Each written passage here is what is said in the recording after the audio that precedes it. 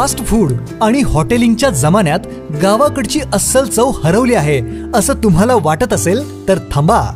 ओम श्री गुरु माऊली घेऊन आले आहेत चटण्या आणि मसाल्यांचा नैसर्गिक आणि गावाकडचा फॉर्म्युला।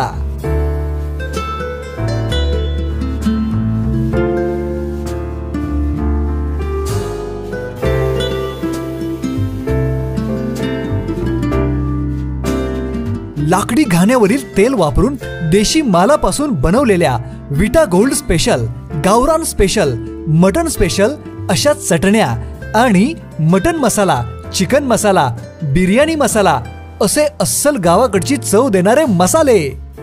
सबस्क्राइब करा आणि पाहत रहा विटा क्रांती न्यूज। सांगली जिल्ह्यातील या नेत्याने व्यसनमुक्तीसाठी उचलले ठोस पाऊल। विट्यात वैभव पाटील यांनी सुरू केले व्यसनमुक्ती अभियान। स्वच्छ सुंदर विटे नगरीत गेल्या काही दिवसांपासून वेगवेगळ्या घटना घडताना दिसून येत आहेत। शांत व स्वच्छ सुंदर असणाऱ्या विटे शहरात व्यसनाधीनतेच्या बाबतीत व गुन्हेगारीच्या बाबतीत होत असलेल्या घटनांची दखल घेऊन राजकीय नेते, सामाजिक नेते यांनी उपाययोजनांसाठी प्रयत्न करावेत अशी सामान्य नागरिकांची मागणी होत होती। या पार्श्वभूमीवर माजी नगराध्यक्ष व खानापूर मतदारसंघातील दमदार नेते ॲडव्होकेट वैभव पाटील यांनी ठोस पाऊल उचलले। गेल्या काही दिवसात विटा शहरात अंमली पदार्थ, ड्रग्ज सापडले आणि संपूर्ण सांगली जिल्हा हादरून गेला। कारण हे सर्व घडले ते देशात सर्वात स्वच्छ शहर म्हणून ओळखल्या जाणाऱ्या विटे शहरात। महाविद्यालयीन तरुण या गोष्टींच्या विळख्यात अडकून त्यांचे भविष्य अंधकारमय होऊ शकते। खुलेआम गांजा, ड्रग्ज अशा नशेली पदार्थ सापडत असतील तर ही शहराच्या दृष्टिकोनातून लाजिरवाणी बाब आहे।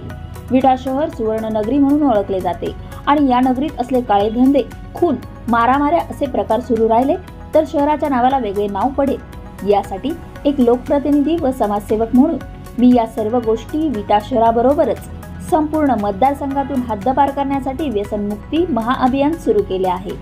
वैभव पाटील पुढे म्हणाले, परिसरातील सर्व शाळा, महाविद्यालयात आमची टीम व काही स्वयंसेवक जाऊन त्या ठिकाणी जनजागृती करतील व व्यसन करणारच नाही म्हणून त्या ठिकाणी शपथ देण्यात येईल।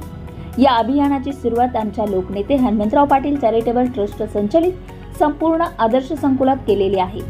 भविष्यात प्रत्येक शाळेत व महाविद्यालयात जाऊन याबाबत जनजागृती करून या भयानक प्रसंगातून देशाची भावी पिढी आम्ही बाहेर काढणार व परिसरात अंमली पदार्थ, तंबाखूजन्य नशेली पदार्थाचा नायनाट करणार असे त्यांनी आदर्श महाविद्यालयात अभियानाच्या उद्घाटन समारंभात सांगितले। यावेळी मोठ्या संख्येने विद्यार्थी, प्राध्यापक, शिक्षकेतर कर्मचारी यांनी सहभागी होऊन शपथ घेतली।